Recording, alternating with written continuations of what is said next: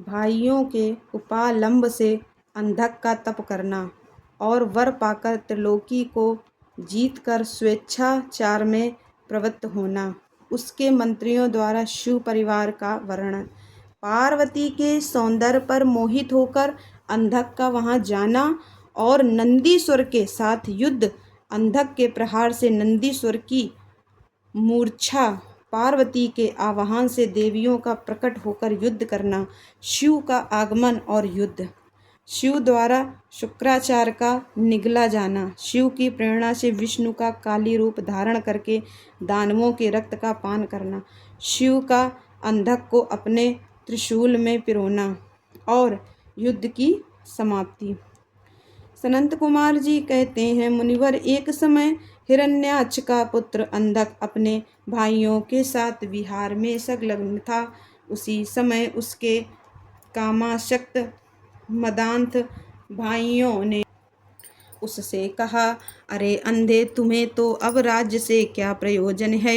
हिरण्याक्ष तो मूर्ख था, जो उसने घोर तप द्वारा शंकर जी को प्रसन्न करके भी तुम जैसे कुरूप, बेडौल, कलिप्रिय और नेत्रहीन को प्राप्त किया।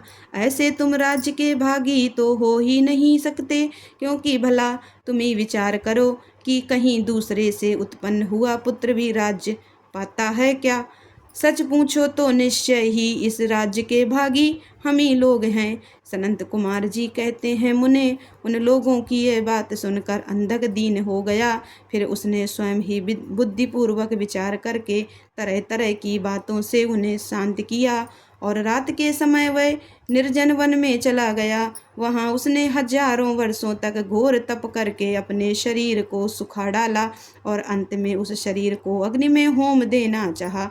तब ब्रह्मा जी ने उसे वैसा करने से रोक कर कहा, दानव, अब तू वर मांग ले। सारे संसार में जिस दुर्लभ वस्तु को प्राप्त करने की तेरी अभिलाषा हो, उसे तू मुझसे ले लो। पद्योनि ब्रह्मा के वचनों को सुनकर वह दैत्य दीनता एवं नम्रता पूर्वक कहने लगा, भगवान, जिन निष्ठुरों ने मेरा राज्य छीन लिया है, वे सब दैत्य आदि मेरे भृत्य हो जाएं। मुझे अंधे को दिव्य छजु प्राप्त हो जाए। इंद्र आदि देवता मुझे कर दिया करें और देवता, दैत्य, गंधर्व, यक्ष, नाग, मनुष्य, दैत्य के शत्रु नारायण, सर्वमय शंकर तथा अन्य किन्हीं भी प्राणियों से मेरी मृत्यु ना हो। उस अत्यंत दारुण वचन को सुनकर ब्रह्मा जी सशंकित हो उठे और उससे बोले। ब्रह्मा जी ने कहा, दैत्येंद्र, ये सारी बातें तो हो जाएंगी, किंतु तू अपने विनाश का कोई कारण भी तो स्वीकार कर ले, क्योंकि जगत में कोई ऐसा प्राणी न हुआ है और न आगे होगा ही, जो काल के गाल में न गया हो। फिर तुझ जैसे सत्य पुरुषों को तो अत्यंत लंबे जीवन का विचार त्याग ही देना चाहिए। ब्रह्मा के इस अनुनय भरे वचन को सुनकर वह दैत्य पुनः बोला। अंधक ने कहा, प्रभो, तीनों कालों में जो उत्तम, मध्यम और नीच नारियां होती हैं, उन्हीं नारियों में कोई रत्नभूता नारी मेरी भी जननी होगी। वह मनुष्य लोक के लिए दुर्लभ तथा शरीर, मन और वचन से भी अगम्य है। उसमें राक्षस भाव के कारण जब मेरी काम भावना उत्पन्न हो जाए, तभी मेरा नाश हो। उसकी बात सुनकर स्वयंभू भगवान ब्रह्मा को महान आश्चर्य हुआ। वे शंकर जी के चरण कमलों का स्मरण करने लगे। तब शंभु की आज्ञा पाकर वे उस अंधक से बोले। ब्रह्मा जी ने कहा, दैत्यवर, तू जो कुछ चाहता है, तेरे वे सभी सकाम वचन पूर्ण होंगे। दैत्येंद्र, अब तू उठ, अपना अभीष्ट प्राप्त कर और सदा वीरों के साथ युद्ध करता रहे। मुनीश हिरण्याक्ष पुत्र अंधक के शरीर में नसें और हड्डियां ही शेष रह गई थी। वह ब्रह्मा के ऐसे वचन को सुनकर शीघ्र ही भक्ति पूर्वक उन लोकेश्वर के चरणों में लौट गया और इस प्रकार बोला। अंधक ने कहा, विभो, जब मेरे शरीर में नसें और हड्डियां मात्र ही शेष रह गई हैं, तब भला इस देह से शत्रु सेना में प्रवेश करके मैं कैसे युद्ध कर सकूंगा। अतः अब आप अपने पवित्र हाथ से मेरा स्पर्श करके इस शरीर को मांसल बना दीजिए। सनंत कुमार जी कहते हैं, महर्षि अंधक की प्रार्थना सुनकर ब्रह्मा जी ने अपने हाथ से उसके शरीर का स्पर्श किया और फिर वे मुनिगणों तथा सिद्ध समूहों से भली भांति पूजित हो देवताओं के साथ अपने धाम को चले गए। ब्रह्मा के स्पर्श करते ही उस दैत्यराज का शरीर भरा पूरा हो गया, जिससे उसमें बल का संचार हो आया था। नेत्रों के प्राप्त हो जाने से वह सुंदर दिखने लगा। तब उसने प्रसन्नता पूर्वक अपने नगर में प्रवेश किया। उस समय प्रहलाद आदि श्रेष्ठ दानवों ने जब उसे वरदान प्राप्त करके आया हुआ जाना, तब वे सारा राज्य उसे समर्पित करके उसे वशवर्ती भृत्य हो गए। तदनंतर अंधक सेना और भृत्य वर्ग को साथ लेकर स्वर्ग को जीतने के लिए गया। वहां संग्राम में समस्त देवताओं को पराजित करके उसने वज्रधारी इंद्र को अपना करद बना लिया। उसने यत्र तत्र बहुत सी लड़ाइयां लड़कर नागों, सुपर्णों, श्रेष्ठ राक्षसों, गंधर्वों, यक्षों, मनुष्यों, बड़े बड़े पर्वतों, वृक्षों और सिंह आदि समस्त चौपायों को भी जीत लिया। यहाँ तक कि उसने चराचर त्रिलोकी को अपने वश में कर लिया। तदनंतर वह रसातल में, भूतल पर तथा स्वर्ग में जितनी सुंदर रूप वाली नारियां थीं, उनमें से हजारों को जो अत्यंत दर्शनीय तथा अपने अनुकूल थीं, साथ लेकर विभिन्न पर्वतों पर तथा नदियों के रमणीय तटों पर विहार करने लगा। दैत्यराज अंधक सदा दुष्टों का ही संग्रह करता था। उसकी बुद्धि मद से अंधी हो गई थी, जिससे उस मूढ़ को इसका कुछ भी ज्ञान नहीं रह गया कि परलोक में आत्मा को सुख देने वाला भी कोई कर्म करना चाहिए। इस प्रकार वह महा मनस्वी दैत्य उन्मत्त हो और अपने सारे प्रधान पुत्रों को कुतर्कवाद से पराजित करके दैत्यों सहित संपूर्ण वैदिक धर्मों का विनाश करता हुआ विचरण करने लगा। वह धन के मद से अभिभूत हो वेद, देवता, ब्राह्मण और गुरु आदि किसी को भी नहीं मानता था। प्रारब्धवश उसकी आयु समाप्त हो चुकी थी। इसी से वह स्वेच्छाचार में प्रवृत्त हो व्यर्थ में ही अपनी आयु के शेष दिन गंवाता हुआ रमण कर रहा था। उस दानव श्रेष्ठ के 3 मंत्री थे, जिनका नाम था दुर्योधन, वैधस और हस्ती। एक समय उन तीनों ने उस पर्वत के किसी रमणीय स्थान पर एक परम रूपवती नारी को देखा। उसे देखकर वे शीघ्रगामी श्रेष्ठ दैत्य हर्षमग्न हो तुरंत ही महादैत्यपति वीरवर अंधक के पास पहुँचे और बड़े प्रेम से उस देखी हुई घटना का वर्णन करने लगे। मंत्रियों ने कहा, दैत्येंद्र, यहाँ एक गुफा के भीतर हमने एक मुनि को देखा है। ध्यानस्थ होने के कारण उसके नेत्र बंद हैं। वह बड़ा रूपवान है। उसके मस्तक पर अर्धचंद्र की कला अपनी छटा बिखेर रही है और कमर में गजेंद्र की खाल बंधी हुई है। बड़े बड़े नागे उसके सारे शरीर में लिपटे हुए हैं। खोपड़ियों की माला ही उस जटाधारी का आभूषण है। उसके हाथ में त्रिशूल है तथा एक विशाल धनुष बाण है और तूणीर भी वह धारण किए हुए है। उसका अचसूत्र स्पष्ट दिख रहा है। उसके 4 भुजाएं तथा लंबी लंबी जटाएं हैं। वह खड्ग, त्रिशूल और लकुट धारण किए हुए है। उसकी आकृति अत्यंत गौर है और उस पर भस्म का अनुलेप लगा हुआ है। वह अपने उत्कृष्ट तेज से सुशोभित हो रहा है। इस प्रकार उस श्रेष्ठ तपस्वी का सारा वेश भी ही अद्भुत है। उससे थोड़ी ही दूर पर हमने एक और पुरुष को देखा है, जो विकराल वानर सा है। उसका मुख बड़ा भयंकर है। वह सभी आयुध धारण किए हुए है, परंतु उसका हाथ रूक्ष है।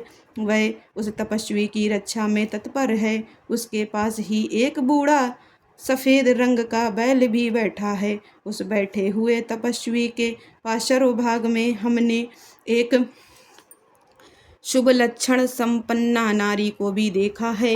वह भूतल पर रत्न स्वरूपा है। उसका रूप बड़ा मनोरम है और तरुणी होने के नाते वह मन को मोहे लेती है।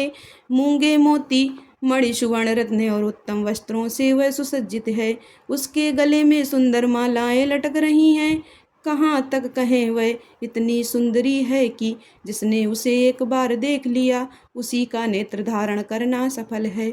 उसे फिर इस लोक में अन्य वस्तुओं के देखने से क्या प्रयोजन। वह दिव्य नारी पुण्यात्मा मुनिवर महेश की मान्या एवं प्रियतमा भार्या है। दैतेंद्र आप तो उत्तमोत्तम रत्नों का उपभोग करने वाले हैं, अतः उसे यहाँ बुलवा कर देखिए, वह आपके भी देखने योग्य है। सनंत कुमार जी कहते हैं, मुनि श्रेष्ठ मंत्रियों के उन वचनों को सुनकर दैत्यराज अंधक कामातुर हो उठा। उसके सारे शरीर में कंप छा गया। फिर तो उसने तुरंत ही दुर्योधन आदि को उस मुनि के पास भेजा। मंत्रियों ने वहां जाकर मुनीश्वर को प्रणाम करके उनसे अंधकासुर का संदेश कहा था। बदले में शिव जी का उत्तर सुनकर वे लौटकर अंधक से बोले। मंत्रियों ने कहा, राजन आप तो संपूर्ण दैत्यों के स्वामी हैं, फिर भी उस महान पराक्रमी वीरवर तपस्वी मुनि ने अपनी बुद्धि से त्रिलोकी को तृण के समान समझकर हंसते हुए आपके लिए ऐसी बातें कही हैं। उस निशाचर का शौर्य और धैर्य अस्थिर है। वह दानव कृपण सत्वहीन क्रूर कृतघ्न और सदा ही पाप कर्म करने वाला है। क्या उसे सूर्यपुत्र यम का भय नहीं है। कहा तो मैं तेरे दारुण शस्त्र और मृत्यु को भी संत्रस्त कर देने वाला युद्ध, और कहा वह वानर का सा मुख वाला डरपोक निशाचर जिसके सारे अंग बुढ़ापे से जर्जर हो गए हैं। कहाँ मेरा ये स्वरूप और कहाँ तेरी मंदभाग्यता। तेरी सेना भी तो नहीं के बराबरी ही है। फिर भी यदि तुझ में कुछ सामर्थ्य हो तो युद्ध के लिए तैयार हो जा और आकर कुछ अपनी करतूत दिखा। मेरे पास तुझ जैसे पापियों का विनाश करने वाला वज्र सरीखा भयंकर शस्त्र है, और तेरा शरीर तो कमल के समान कोमल है। ऐसी दशा में विचार करके तुझे जो रुचिकर प्रतीत हो वह कर। सनंत कुमार जी कहते हैं, मुनिवर मंत्रियों की बात सुनकर माता पार्वती पर मोहित हुआ। वह कामांध राक्षस विशाल सेना लेकर चल दिया और वहां पहुंचकर नंदीश्वर से युद्ध करने लगा। बड़ा भयानक युद्ध हुआ। उस समय युद्ध स्थल में चर्बी मज्जा मांस और रक्त की कीच मच गई। वहां सिर कटे हुए धड़ नाच रहे थे और कच्चा मांस खाने वाले जानवर चारों ओर व्याप्त हो गए थे, जिससे वह बड़ा भयंकर लग रहा था। थोड़ी ही देर में दैत्य भाग खड़े हुए।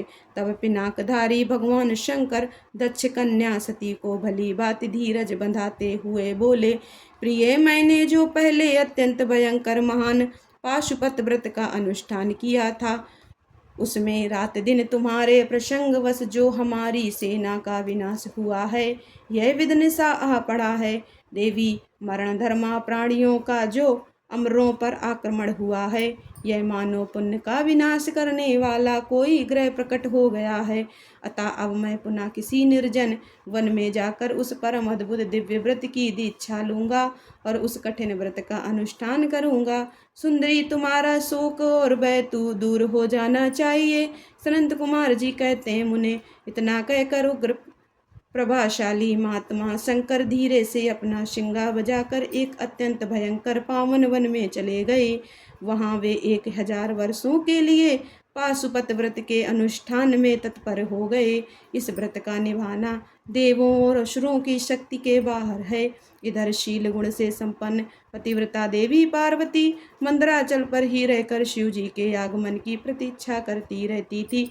यद्यपि पुत्र स्थानीय वीरक गण उनकी सुरक्षा में तत्पर थे, तथापि उस गुहा के भीतर अकेली रहने के कारण वे सदा भयभीत रहती थीं, जिससे उन्हें बड़ा दुख होता था। इसी बीच वरदान के प्रभाव से उन्मत्त हुआ वह दैत्य अंधक, जिसका धैर्य कामदेव के बाणों से छिन्न भिन्न हो गया था, अपने मुख्य योद्धाओं को साथ ले पुनः उस गुफा पर चढ़ आया। वहां सैनिकों सहित उसने वीरगढ़ के साथ अत्यंत अद्भुत युद्ध किया। उस समय सभी वीरों ने अन्न जल और नींद का परित्याग कर दिया था। इस प्रकार वह युद्ध लगातार 505 दिन रात चलता रहा। अंत में दैत्यों की भुजाओं से छूटे हुए आयुधों के प्रहार से नंदीश्वर का शरीर घायल हो गया, जिससे वे गुहा द्वार पर ही गिर पड़े और मूर्छित हो गए। उनके गिरने से गुहा का सारा दरवाजा ही ढक गया, जिससे उसका खोला जाना असंभव था। फिर दैत्यों ने दो ही घड़ी में सारे वीरक गणों को अपने अस्त्र समूहों से आच्छादित कर दिया। तब पार्वती ने भगवान विष्णु और ब्रह्मा जी का स्मरण किया। स्मरण करते ही ब्राह्मणी, नारायणी, ऐन्द्री, वैश्वानरी, याम्या, नैत्रृति, वारुणी, वायवी, कौबेरी, यक्षेश्वरी, आरुणी आदि देवियों के रूप में समस्त देवता यक्ष, सिद्ध, गुहा आदि शास्त्रों से सुसज्जित होकर अपने अपने वाहनों पर सवार हो पार्वती के पास आ पहुँचे और राक्षसों के साथ भिड़ गए। कुछ समय बाद भगवान शिव भी आ गए। फिर तो घोर युद्ध हुआ। तदनंतर शुक्राचार्य को संजीवनी विद्या के द्वारा दैत्यों को जीवित करते देखकर भूतनाथ शिव जी उनको निगल गए। इससे दैत्य ढीले पड़ गए। व्यास जी अंधक महान पराक्रमी वीर और त्रिपुर हंता शिव के समान बुद्धिमान था। सैकड़ों वरदान मिलने के कारण वह उन्माद के वशीभूत हो रहा था। यद्यपि बहुसंख्यक शास्त्रोस्त्रों की चोट से उसका शरीर जर्जर हो गया था, फिर भी शिव जी पर विजय पाने के लिए उसने दूसरी माया रची। जब प्रलयकालीन अग्नि के समान शरीर धारण करने वाले भूतनाथ त्रिपुरारी शंकर ने अपने त्रिशूल से उसे बुरी तरह छेद डाला, तब भूतल पर गिरे हुए उसके रक्त कणों से यूथ के यूथ अंधक प्रकट हो गए। उनसे सारी रणभूमि व्याप्त हो गई।